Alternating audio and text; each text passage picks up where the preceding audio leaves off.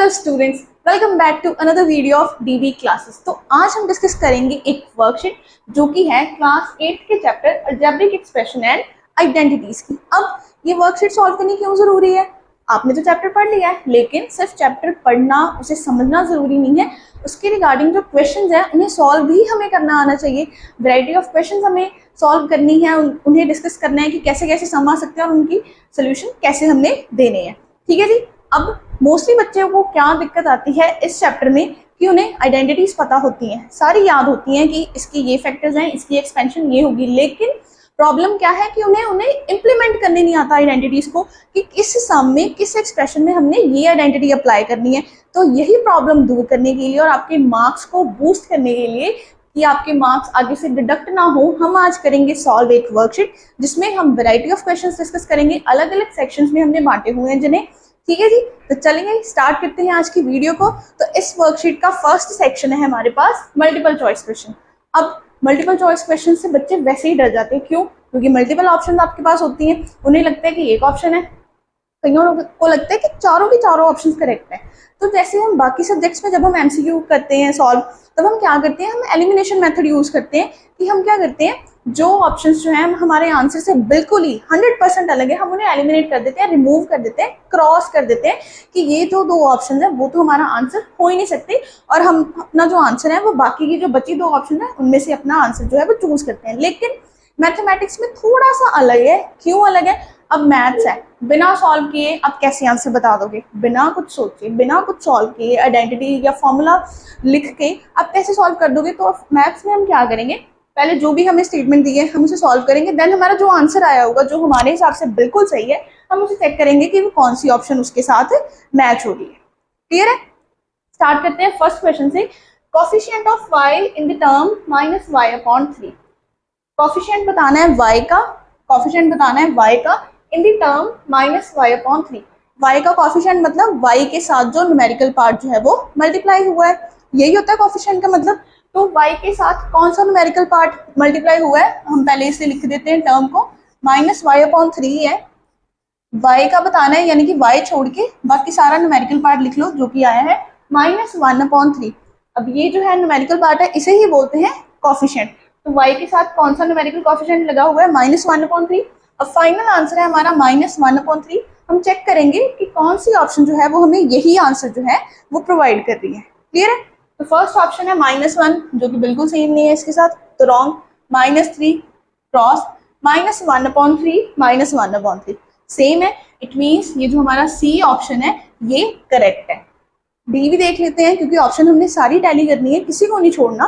Clear है? Answer मिल भी गया है, लेकिन फिर भी एक बार क्रॉस चेक कर लो सभी ऑप्शंस में कि क्या पता कुछ कॉन्ट्राडिक्टरी उन्होंने बोला हो। ठीक है, तो डी ऑप्शन है 1/3। अब 1/3 है हमारे आंसर में, बिल्कुल है, लेकिन ऑप्शन डी में वो पॉजिटिव है लेकिन आंसर में क्या है, नेगेटिव। तो ये सेम नहीं है, अलग है। इट मीन्स ये ऑप्शन रॉन्ग है और सही आंसर क्या है, सी, दैट इज -1/3। क्लियर?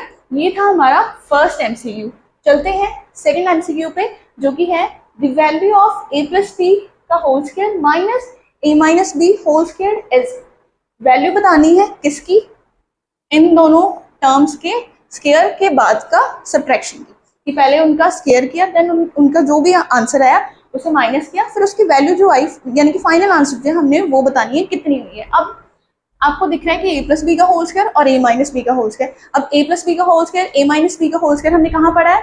आइडेंटिटीज में। तो आप सीधा यहाँ पे आइडेंटिटी भी अप्लाई कर सकते हो कि इन्हें एक्सपैंड कर दो, a² + b² + 2ab, इसका ये आ जाएगा, और यहाँ पे क्या आ जाएगा, a² + b² - 2ab। ऐसे ही है। और अब ये क्या हो रहे हैं, माइनस हो रहे हैं, तो जब इन्हें माइनस कर दोगे, बीच में माइनस का साइन आ जाएगा, a², कटिंग करने से पहले अब माइनस है, तो माइनस के बाद वाली जो भी वैल्यूज होती हैं, जो भी टर्म्स होती हैं, उनके साइन चेंज होते हैं। It means a² + b² + 2ab as it is रह जाएगा। माइनस के बाद माइनस, और ये जो वैल्यू है a² वो पॉजिटिव है, तो प्लस माइनस क्या हो जाएगा, माइनस, यानी कि a² की वैल्यू होगी नेगेटिव।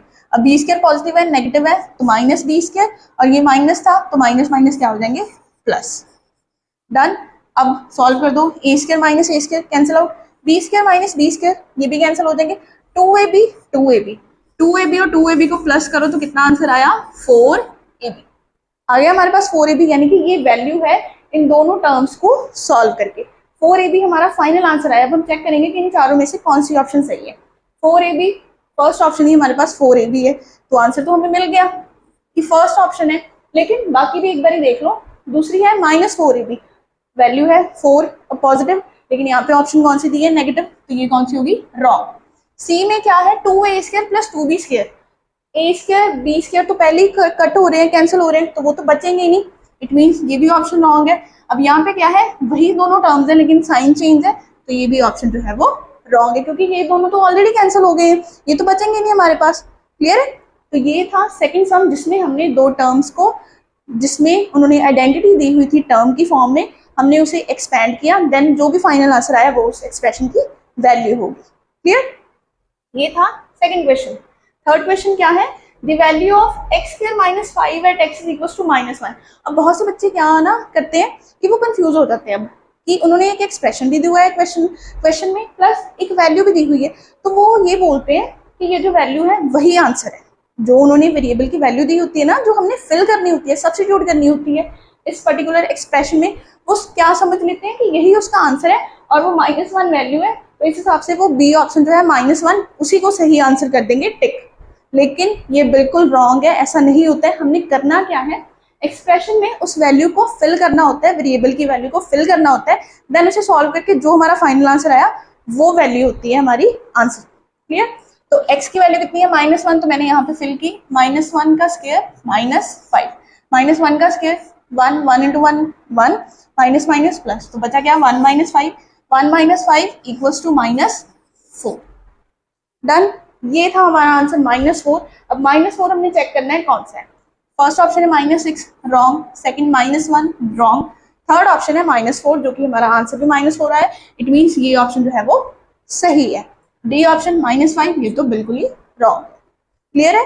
क्या हमें टेक्निक फॉलो करनी है कि जो वेरिएबल की वैल्यू दी होती है वो हमने उस एक्सप्रेशन में सब्स्टिट्यूट करके सॉल्व करना होता है। क्लियर है? ऐसा कभी नहीं करना कि उसी वैल्यू को आपने आंसर मान लेना, ये वो बिल्कुल रॉन्ग होगा। ठीक है, अब लास्ट क्वेश्चन पे चलते हैं। अब हमारे लास्ट एमसीक्यू पे, वो है the area of rectangle of length 4rp। किसी रेक्टेंगल का एरिया पता करना है ऑफ लेंथ 4rp। लेंथ कितनी है 4rp और ब्रेड्थ कितनी है 8pq। लेंथ और ब्रेड्थ हमें दी है, एरिया ऑफ रेक्टेंगल वो पूछ रहे हैं कि इन चारों में से कौन सा है। तो एरिया पता करने के लिए मल्टीप्लाई कर दो एल और बी को, एल इंटू बी। एल की वैल्यू कितनी है 4rp और बी की वैल्यू कितनी है 8pq। सिंपल, ये तो हमें पता ही है। मल्टीप्लाई कैसे करते हैं, न्यूमेरिकल पार्ट को एक बार ही मल्टीप्लाई कर देंगे और वेरिएबल्स को एक साथ। तो r into P into P into Q, 8 × 4 32 multiplied by r, p into P square. अब किसी को ये तो नहीं कंफ्यूजन कि p इंटू पी स्क्वायर कैसे होगा। अगर ये कंसेप्ट आपने समझना है तो हमने एक्सपोनेंट एंड पावर चैप्टर्स पे भी एक क्लास की वीडियो बना रखी है, तो जिन बच्चों को इस सम में यहाँ इस पार्ट पे डाउट है वो पहले जाके उस वीडियो को चेक कर सकते हैं, जिसका लिंक जो है हमने डिस्क्रिप्शन में दिया हुआ है। क्लियर है? तो p इंटू पी स्क्वायर कैसे हुआ आप वहां से पता कर सकते हो, देन आप यहाँ पे कंटिन्यू कर सकते हो। और q सिंगल है तो q एज इट इज रहेगा, यानी कि फाइनल आंसर हमारे पास आया 32rp²q। अब हमने मैच करना है कि कौन सी ऑप्शन हमें यही आंसर दे रही है। न्यूमेरिकल पार्ट कितना है 32, तो हमने यहाँ पे 32 वाले देखने हैं। फर्स्ट ऑप्शन में 12 है तो हमने इसे ऐसे ही रॉन्ग कर दिया, क्योंकि हमें चाहिए तो 32, यहाँ पे 12 दे रहे हैं। डी ऑप्शन भी हमने ऐसे क्रॉस कर दी क्योंकि वहां पे 4 है 32 नहीं है। बी और सी ऑप्शन में हमारे पास 32 है, लेकिन फिर बात अब किसकी आ गई है, वेरिएबल की। वेरिएबल क्या है rp²q, rp²q, rp/q² है, लेकिन हमें तो चाहिए p², इट मीन्स ये भी रॉन्ग है। इसे चेक कर लेते हैं, p² rq या फिर rp²q, दोनों सेम है, चाहे p² rq लिख लो चाहे rp²q लिख लो, बात तो सेम ही है। इट मीन्स थर्ड ऑप्शन जो है वो हमारा सही आंसर है। क्लियर है? तो ये थे हमारे एमसीक्यू पार्ट किस टॉपिक से रिलेटेड, अलजेब्रिक एक्सप्रेशन से। क्लियर है आपको ये चारों एमसीक्यूज जो हमने अभी सॉल्व किए हैं? आई होप क्लियर हो गए होंगे। अब चलते हैं हमारी वर्कशीट के सेकंड पार्ट पे, जो कि है ट्रू फॉल्स।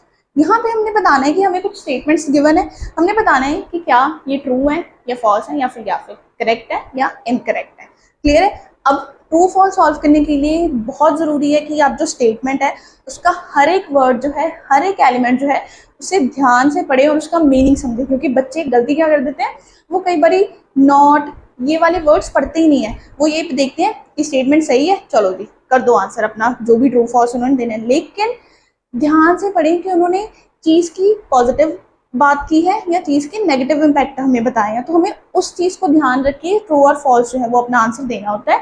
तो स्टार्ट करते हैं फर्स्ट स्टेटमेंट से, जहाँ पे लिखा है p into N minus P is equal to 9p minus 2p। उन्होंने एक इक्वेशन दी है, वो पूछ रहे हैं कि ये ट्रू है या फॉल्स है। इक्वेशन दी है, लेफ्ट हैंड साइड है, तो हमने क्या करना है, इस लेफ्ट हैंड साइड को सॉल्व करके खुद देखेंगे कि क्या हमारा इतना ही आंसर आ रहा है। अगर तो आ गया तो ये ट्रू है, अगर नहीं आया तो ये फॉल्स है। तो फर्स्ट है p 9 माइनस p, इसे सॉल्व करोगे तो डिस्ट्रीब्यूटिव लॉ लगेगा कि a इंटू बी माइनस सी, बाहर वाली वैल्यू को दोनों वैल्यू से मल्टीप्लाई करना है। तो p into 9 will be 9p, done. दोनों पॉजिटिव है तो पॉजिटिव वैल्यू आ गई। Then p into p will be p square, एक पॉजिटिव है दूसरा नेगेटिव, तो यहाँ पे आ गया नेगेटिव का साइन। क्लियर।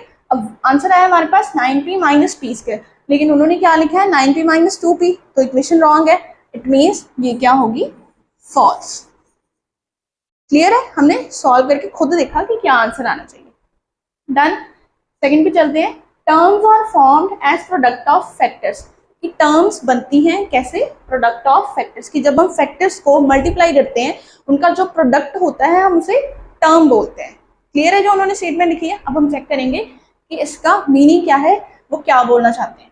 ठीक है, terms are formed as product of factors. Suppose term है हमारे पास 6x, टर्म है हमारे पास 6x, तो वो बोल रहे हैं कि ये टर्म कैसी बनी है, इसके फैक्टर्स को मल्टीप्लाई करके। तो इसके फैक्टर्स क्या होंगे, 2 multiplied by 3 multiplied by x। 6 के फैक्टर्स बनाए, इरिड्यूसिबल फैक्टर्स जो आगे रिड्यूस ना किए जा सके, 2 इंटू 3, और x वेरिएबल एक ही है तो x को एज इट इज रख दिया। ठीक है, तो अगर हम 2 इंटू 3 इंटू एक्स करें, ये टर्म है और ये क्या है, फैक्टर। अब वो बोल रहे हैं कि अगर हम फैक्टर्स को मल्टीप्लाई करते हैं तो हमारे पास टर्म बन जाएगी।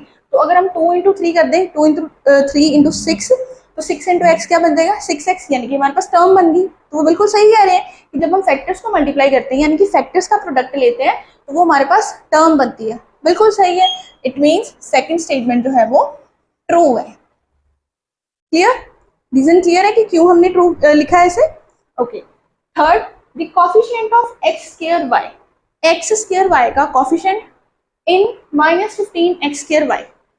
इस टर्म में एक्स स्क्वायर वाई का कोफिशिएंट जो है वो है -3। एक्स स्क्वायर वाई का कोफिशिएंट, कोफिशिएंट मतलब न्यूमेरिकल कोफिशिएंट। क्लियर है, वो बोल रहे हैं कि -3 है। अब अगर हम इसके कोफिशिएंट लिखें, यहाँ पे मैं इस पूरे को इरेज कर रही हूँ क्योंकि मैंने आंसर लिख दिया। अब यहाँ पे हमारा आंसर था फॉल्स और यहाँ पे था ट्रू। ठीक है जी, तो -15 एक्स स्क्वायर वाई है। एक्स स्क्वायर वाई का हमें कोफिशिएंट पूछा है, तो आंसर कितना आ जाना चाहिए, -15। कोफिशिएंट पूछा है, कोफिशिएंट पूछा है, वो कितना आना चाहिए, -15। लेकिन उन्होंने लिखा कितना है, -3, तो ये क्या है, फॉल्स। अब ये -3 तब सही होता अगर उन्होंने पूछा होता कि the factor of -15 X square Y is -3, कि अगर -15 एक्स स्क्वायर वाई का फैक्टर बनाओ तो ये आ सकता है। लेकिन अब उन्होंने सीधा कोफिशिएंट पूछा है, तो कोफिशिएंट एक न्यूमेरिकल टर्म तो होगी नहीं, वो सारा का सारा ही होगा, तो इस कारण ये जो स्टेटमेंट है वो फॉल्स है।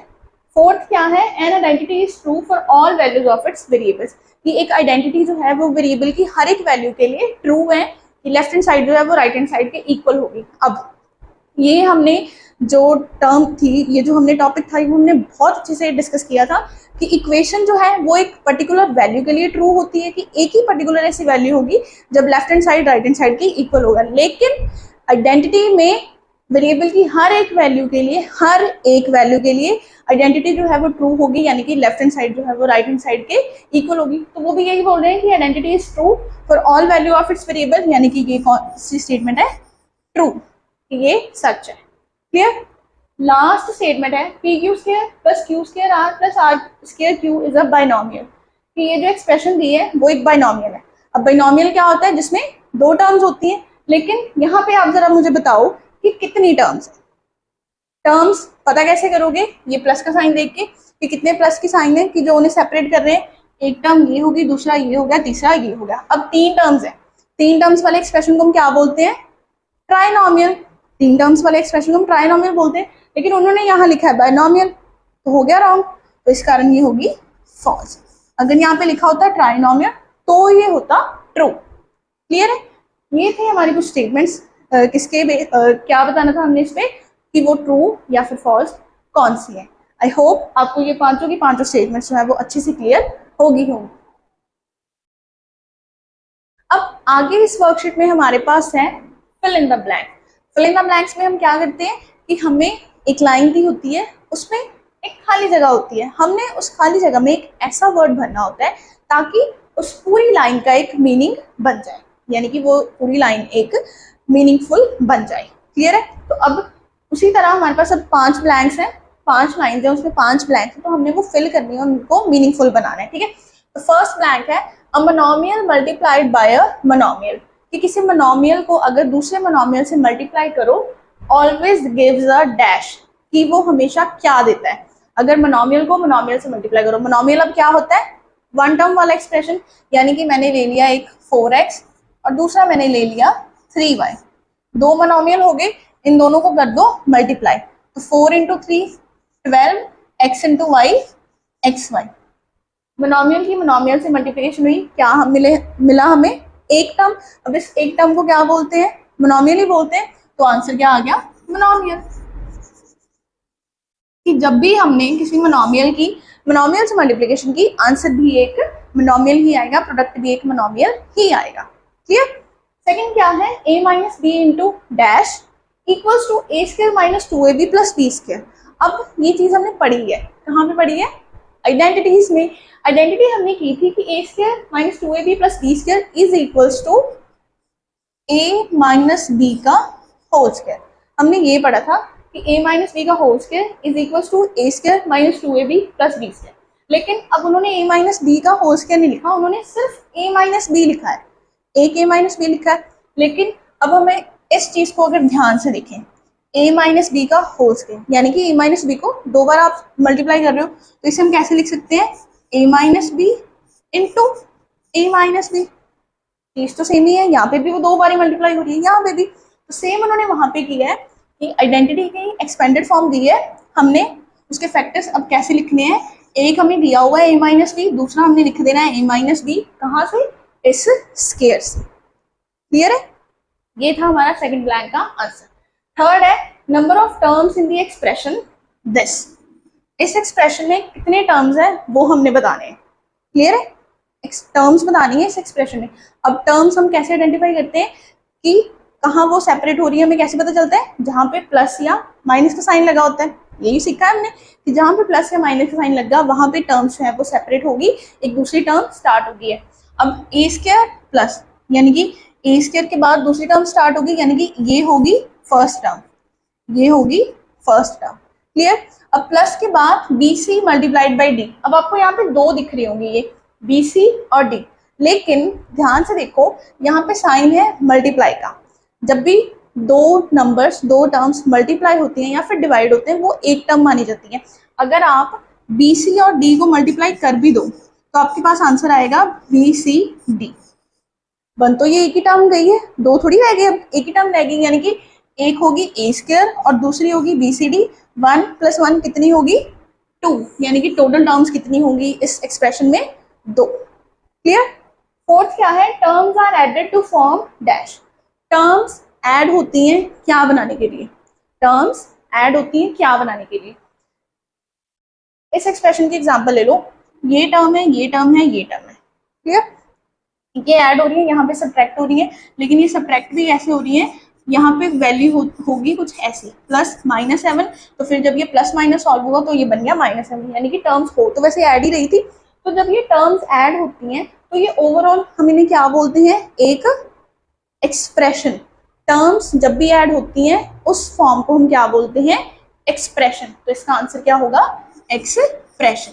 Terms are added to form expressions. Clear? Last blank क्या है? The coefficient of x. Coefficient of x, x का न्यूमेरिकल पार्ट, कोफिशिएंट मतलब numerical part. Clear? In 4x³ + 2x - 7 is dash.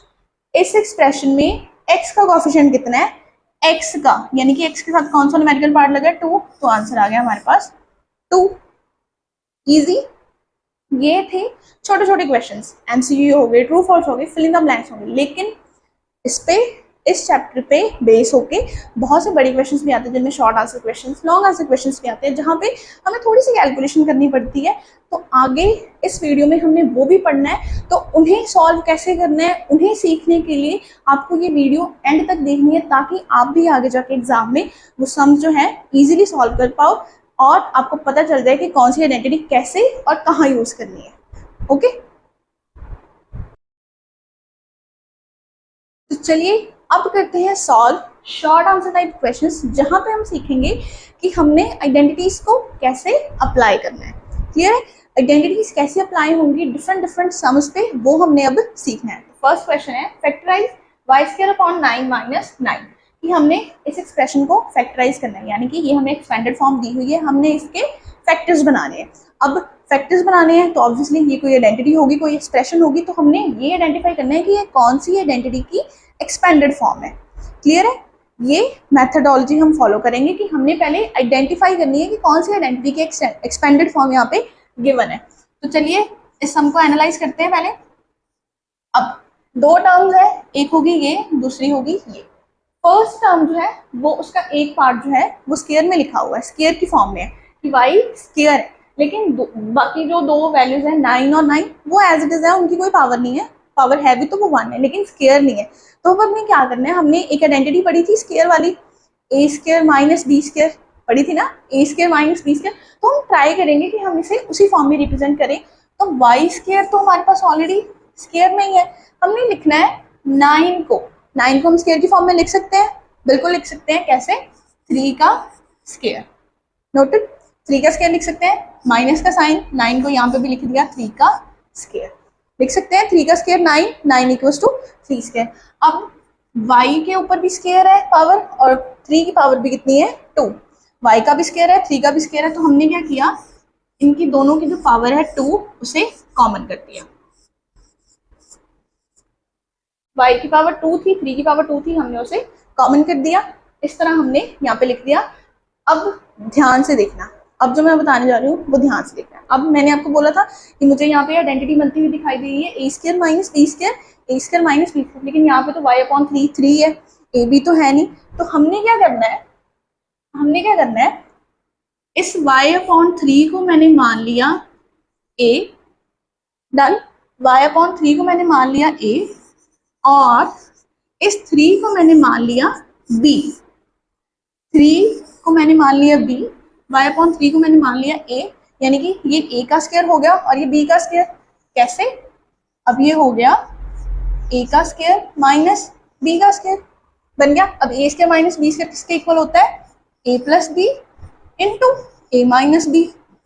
ये हमारे पास गिवन है, हमने ये पता करना है। कैसे करेंगे? इन दोनों टर्म्स में, इन दोनों एक्सप्रेशन में हमने a b की वैल्यू फिल कर देनी है। ये हमें गिवन है, यहाँ पे वैल्यूज भी पता है कि a y/3 है और b की वैल्यू 3 है। हमने सिर्फ यहाँ पे वैल्यूज जो उनकी है वो सब्स्टिट्यूट करनी है। कैसे करेंगे? ये हमारे पास गिवन है y/3 का स्क्वायर माइनस 3 का स्क्वायर। अब हमने किया क्या? a की वैल्यू थी y/3, प्लस कर दी b की वैल्यू जो की थी 3, इंटू कर दिया a की वैल्यू y/3 माइनस b की वैल्यू कितनी थी? 3। ये जो है वो हमारा फाइनल आंसर आ गया। ये क्या बन गए हैं अब? फैक्टर्स। इस एक्सप्रेशन के, इस एक्सप्रेशन के जो कि स्टार्टिंग में हमें इस फॉर्म में दी हुई थी।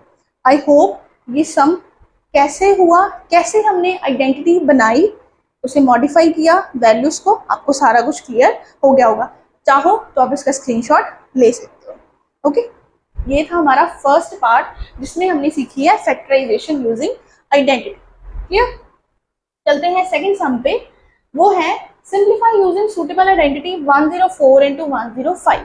104 और 105 को मल्टीप्लाई करना है। अब मल्टीप्लाई तो इजी काम है, अब 104 105 मल्टीप्लाई कर दो, लॉन्ग जो आपका मेथड होता है। लेकिन अब उन्होंने क्या मेंशन किया है, using suitable identity. Identity use करके हमने इसे सॉल्व करना है। आइडेंटिटी यूज करके सॉल्व करना है तो सबसे पहले अब ये देखो कि a इंटू बी वाली कोई हमने आइडेंटिटी की है। अगर मैंने इसे मान लिया a और इसे मैंने मान ली b, आइडेंटिटी ऐसी थी हमारे पास कोई a इंटू बी सिंपल सी कोई नहीं थी। तो हमने इसे अब मॉडिफाई करना है, चेंज करना है। कैसे? 104 को मैं लिख सकती हूँ 100 प्लस 4, 104 100 प्लस 4, बन तो 104 ही रहे हैं, कोई दिक्कत नहीं है। तो मैंने इसे ऐसे लिख दिया, मल्टीप्लाई का साइन था, 105 को मैंने लिख दिया 100 प्लस 5। क्लियर?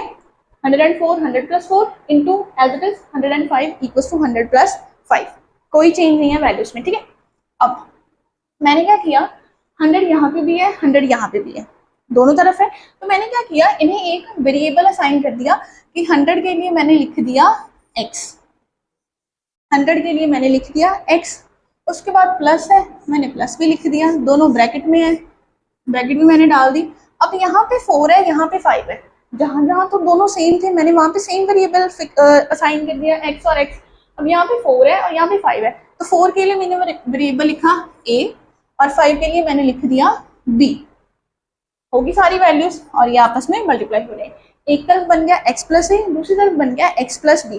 अब हमने एक आइडेंटिटी की थी x plus a into x plus b, x plus a into x plus b, ये किसके इक्वल था, x square plus product of a plus b and x added to a B.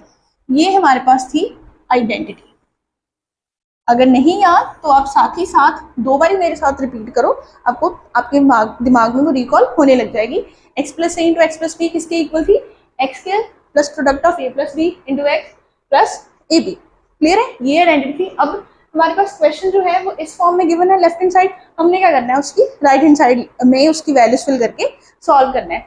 अब x की value कितनी है, x की value कितनी है 100, a की वैल्यू कितनी है 4 और b की वैल्यू कितनी है 5। हमें यही चाहिए x a b, तीनों की वैल्यूज हमें गिवन है, हमने सिर्फ यहाँ पर फिल करनी है और उसे सॉल्व करना है। इजी, चलिए करते हैं सॉल्व। अब x की वैल्यू कितनी है 100 और उसका करना है हमने स्क्वायर, डन। नेक्स्ट है a plus B into X, A की वैल्यू कितनी है 4 प्लस 5 जो कि b की वैल्यू है इंटू एक्स यानी कि 100, डन। उसके बाद plus product of a into b, that product of a and b that is 4 into 5, 100 का स्क्वायर यानी कि 10,000 plus 4 plus 5 9 into 100, 4 plus 5 9 into 100 plus 4 into 5 that is 20. Now 10,000 as it is plus 9 into 100, 900 added to 20. 10,000 as it is, 900 plus 20, 920 equals to 10,920. ये है हमारा final answer किसका, जब हमने 104 को 105 से मल्टीप्लाई किया एक आइडेंटिटी यूज करके। आप ऐसा भी कर सकते हो, अगर इससे आपने चेक करना है ना कि पता नहीं आंसर सही आया भी है कि नहीं, मैंने आइडेंटिटी सही लगाई भी है कि नहीं, तो आप दूसरी तरफ इन दोनों को मल्टीप्लाई करो, आंसर आपका यही आएगा 10920। क्लियर है? तो अब जो long division method, long multiplication method था वो लेंथी होता है और वो टाइम टेकिंग होता है, लेकिन अगर आपको आइडेंटिटीज आपके दिमाग में अच्छे से फिक्स हो गई है ना, तो आप ऐसी रियल लाइफ में भी, not in the exam only, लेकिन आप डेली लाइफ में भी इस आइडेंटिटी को सॉल्व यूज करके आप ऐसे सोल्यूशन निकाल सकते हो। क्लियर है? और उस हिसाब से फिर आप थोड़े कूल भी लगोगे कि मैंने कन्वेंशनल मेथड नहीं यूज किया, मैंने कुछ हटके किया है। क्लियर है? तो ये था हमारा सेकंड पार्ट जिसमें हमने आइडेंटिटी यूज किया है। ओके, थर्ड सम में simplify these two expressions. Simplify करना है। अब ये बाइनोमियल है, ये क्या है ट्राइनोमियल। क्यों? 3 टर्म्स ट्राइनोमियल, 2 टर्म्स बाइनोमियल, दोनों आपस में क्या हो रही है मल्टीप्लाई, तो हमने इन दोनों टर्म्स को मल्टीप्लाई करना है। तो रूल क्या था मल्टीप्लिकेशन के लिए? मल्टीप्लिकेशन के लिए हमारे पास रूल था कि हमने बाइनोमियल की हर एक टर्म को पूरी दूसरी पॉलिनोमियल से मल्टीप्लाई करना है, यानी कि पहले हमने x को इस पूरे एक्सप्रेशन से मल्टीप्लाई करना है, देन y को इस पूरे एक्सप्रेशन से मल्टीप्लाई करना है, यानी कि हमने डिस्ट्रीब्यूट करना है x को पहले ट्राइनोमियल से, देन y को ट्राइनोमियल से। क्लियर? कैसे करेंगे? x multiplied by x square minus x y plus y. Done. Next second term is y, लेकिन उसके आगे साइन कौन सा है, प्लस। प्लस का पहले साइन लगाया। Signs are very compulsory, please इन्हें इग्नोर मत करना, ठीक है। अगर मार्क्स डिडक्ट नहीं करवाने ना तो sign as it is note करने हैं, क्लियर। देन वाई, अब वाई को फिर इस ट्राइनोमियल से मल्टीप्लाई करना है, that is x square minus x y plus y. Noted. अब मल्टीप्लाई करना है। अब मल्टीप्लिकेशन, जिन्होंने तो मल्टीप्लिकेशन ऑफ बाइनोमियल्स वाली वीडियो देखी है वो तो ऐसे झट से कर लेंगे कि इसे ऐसे मल्टीप्लाई किया फिर उसे ऐड कर दिया, लेकिन जिन्होंने नहीं देखी है तो हमने अलजेब्रिक एक्सप्रेशन की भी वीडियो क्लास बना रखी है, उसकी भी वीडियो बनी हुई है, उसमें हर एक कंसेप्ट जो है वो इन डेप्थ आपके लिए पढ़ाया गया है, तो आप वो भी जाके चेक कर सकते हो। उसका भी लिंक हमने डिस्क्रिप्शन में दिया हुआ है, तो जहाँ जहाँ पे भी कोई डाउट हो हमने वीडियोस बना रखी है, वहाँ पे जाके अपने डाउट आप क्लियर कर सकते हो। क्लियर। तो अब आते हैं वापस इसी सम पे कि मल्टीप्लाई कैसे करना है। अब x को पहले x स्क्वायर से करेंगे, देन x को x y से, देन x को y से। तो x को x स्क्वायर से मल्टीप्लाई किया, x क्यूब, दोनों पॉजिटिव से तो पॉजिटिव साइन आ गया। अब ये प्लस ये माइनस का plus minus minus, x into x y will be x square y, दोनों प्लस के हैं तो plus x into y x y. Okay. Next दोनों वैल्यूज पॉजिटिव है तो मैंने पॉजिटिव साइन पहले ही लगा दिया, तो y into x square will be x square y लिख दो या वाई एक्स स्क्वायर, दोनों सेम, ठीक है। अब ये प्लस है, ये पॉजिटिव है, ये नेगेटिव है, तो positive negative negative, y into x y will be x y square. Last दोनों टर्म्स पॉजिटिव हैं, वाई वाई पॉजिटिव है, positive positive positive, y into y will be y square. Clear है। Second step कैसे हुआ, पहले हमने distribute किया binomial को ट्राइनोमियल के साथ, देन उनकी मल्टीप्लिकेशन की। इजी। अब हम चेक करेंगे कि क्या यहाँ पे कुछ टर्म्स ऐसी हैं जो आगे फर्दर सॉल्व हो सकती हैं, ऐड या फिर सब्ट्रैक्ट हो सकती हैं, क्योंकि कई बार ऐसा होता है ना कि लाइक टर्म्स हो जाती हैं, मिल जाती है, बन जाती है, तो हमने उन्हें सॉल्व करना है। अब फर्स्ट टर्म है एक्स क्यूब, क्या क्यूब वाली यहाँ पे कोई भी वैल्यू है, no, it means x cube जो है वो सिंगल वैल्यू, हमने उसे लिख दिया x cube as it is. Clear. Second x square Y, x square y के साथ कोई टर्म यहाँ पे, yes x square Y x square y, लेकिन ये पॉजिटिव है वो नेगेटिव है, क्या होगा, कैंसिल कर दिया, कैंसिल। थर्ड टर्म है एक्स वाई, एक्स वाई के साथ कोई मैच हो रही एक्स वाई स्क्वायर है तो ये सेम नहीं है, और यहाँ पे है वाई स्क्वायर यानी कि कोई सेम नहीं है, तो एक्स वाई हमने लिख दिया एज इट इज। फिर माइनस एक्स वाई स्क्वायर, ये भी सिंगल टर्म है, और लास्ट बची वाई स्क्वायर, इसके साथ कभी कोई नहीं है तो ये भी हमने एज इट इज लिख दी विद इट्स रिस्पेक्टिव साइन। तो ये जो एक्सप्रेशन आया है ये है हमारा फाइनल आंसर, जो कि है प्रोडक्ट इन दोनों पॉलिनोमियल्स का। क्लियर है। सिंपल मल्टीप्लिकेशन की है, पहले डिस्ट्रीब्यूट किया देन उन्हें मल्टीप्लाई किया। क्लियर। ये था हमारा third short answer question. Fourth है मल्टीप्लाई दी binomials.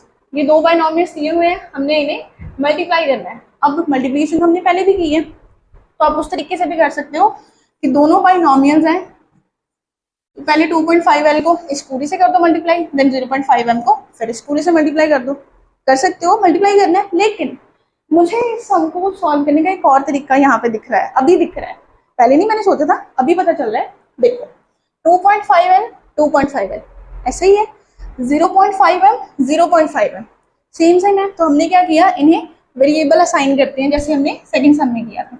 2.5l 2.5l bracket start, इसे मैंने मान लिया a, ब्रैकेट क्लोज कर दो क्योंकि वो अलग ब्रैकेट में है, यहाँ पे दूसरी ब्रैकेट में मैंने लिख दिया a। क्लियर। दोनों सेम थे तो मैंने a लिख दिया। इसके बाद साइन कौन सा है, माइनस, इसके बाद कौन सा है, प्लस का। 0.5m 0.5m दोनों सेम है, यहाँ पे मैंने लिख दिया b, यहाँ पे भी मैंने लिख दिया b, ब्रैकेट क्लोज, दोनों मल्टीप्लाई हो रहे हैं।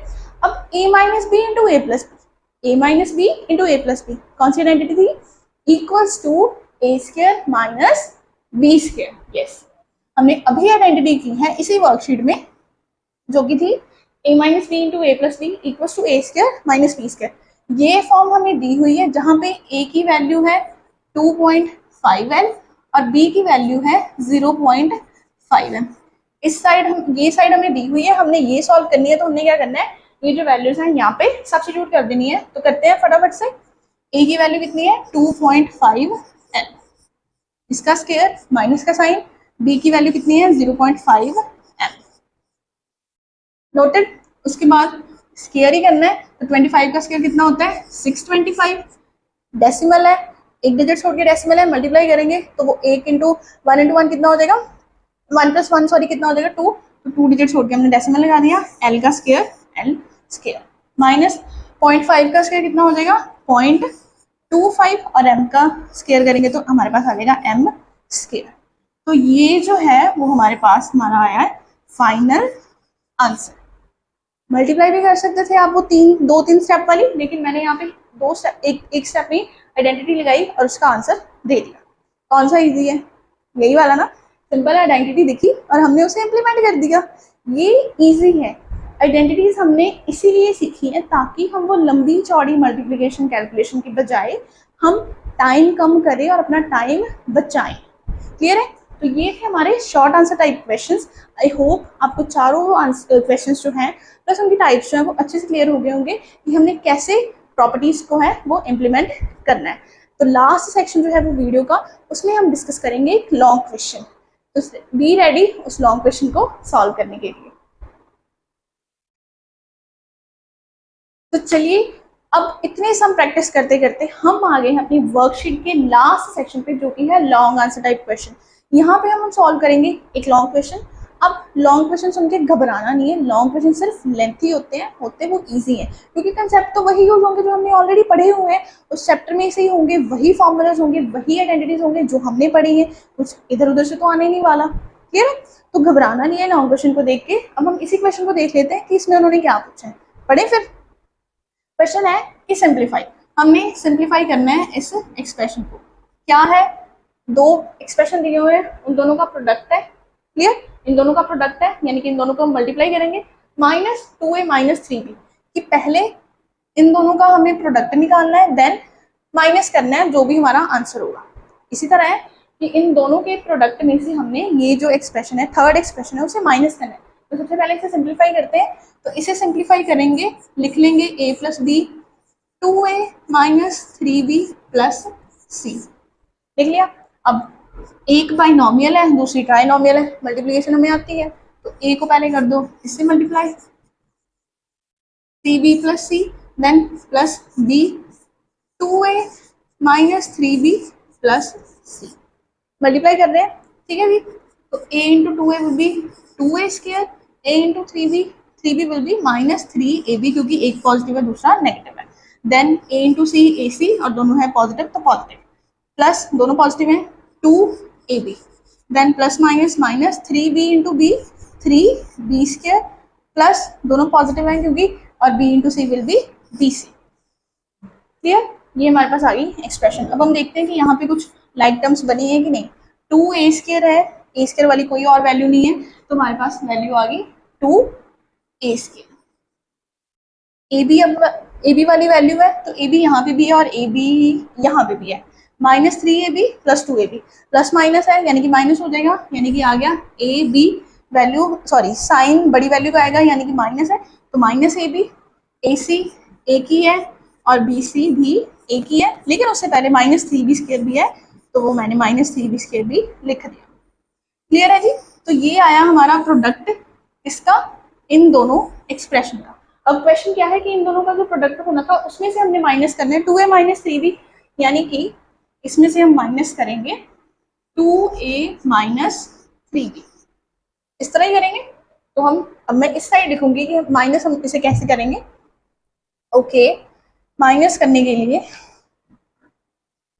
ये पूरी एक्सप्रेशन लिख लो पहले, 2a² - ab + ac + bc - 3b²। ये एक एक्सप्रेशन लिख ली। अब माइनस करना है तो माइनस का साइन, और जब माइनस करते हैं तो हम दूसरी एक्सप्रेशन से पहले ब्रैकेट लगा लेते हैं। क्यों? क्योंकि माइनस जो है वो जब मल्टीप्लाई होता है दूसरी टर्म्स के साथ उसके साइन चेंज कर देता है। तो मैंने ब्रैकेट लगाई और दूसरा एक्सप्रेशन लिख दिया 2a - 3b। तो सबसे पहले तो हम ये साइन चेंज कर देंगे, that is 2a² - ab। First expression जो है वो एज इट इज रह जाएगा और बाकी जो है वो चेंज हो जाएगा। Minus plus minus 2a will be negative, minus minus plus and 3b will be positive. Done. अब 2a² के साथ कोई वैल्यू है? नो। तो 2a² जो है वो एज इट इज रह जाएगा, जो हमारा फाइनल आंसर होगा अब क्लियर? ए बी के साथ कोई value no, a b square, a b is also singular, ठीक है। ए सी के साथ कोई value, a c okay no, ये भी सिंगल है। बी सी के साथ ये भी सिंगल है। माइनस 3b स्क्वायर 2a, ये सारे सिंगल है, ओके। यानी कि हमारा आंसर जो है वो बिना कुछ सब्ट्रैक्ट या ऐड किए वो आ गया, हमने सिर्फ साइन चेंज किया। क्लियर है जी? तो सम था वैसे लॉन्ग क्वेश्चन, लेकिन उसमें लॉन्ग वाला कुछ नहीं था, वो सिर्फ लेंथ ही था, कोई उसमें डिफिकल्टी नहीं थी। हमने पहले मल्टीप्लाई किया, देन उसे कर दिया माइनस कर दिया। तो ये थी हमारी वर्कशीट, एक पूरी फुल फ्लेज वर्कशीट इस चैप्टर के ऊपर अलजेब्रिक एक्सप्रेशन और आइडेंटिटीज की। आई होप आपको हर एक क्वेश्चन जो है, हर एक टाइप जो है कैसे सॉल्व करनी है, कैसे क्वेश्चन को एनालाइज करना है, आइडेंटिटीज यूज करनी है, आपको अच्छे से समझ आ गया होगा। लेकिन फिर भी अगर आपको कोई डाउट है तो आप कमेंट बॉक्स में सेंड कीजिए। और एक काम आपने ज़रूर करना है कि जिन बच्चों ने अभी तक अलजेब्रिक एक्सप्रेशन और आइडेंटिटीज चैप्टर की क्लास नहीं अटेंड की है, वीडियो नहीं देखी है, वो डिस्क्रिप्शन में दिए हुए लिंक को जाके ज़रूर देखें और अपने डाउट्स जो हैं वो क्लियर करिए।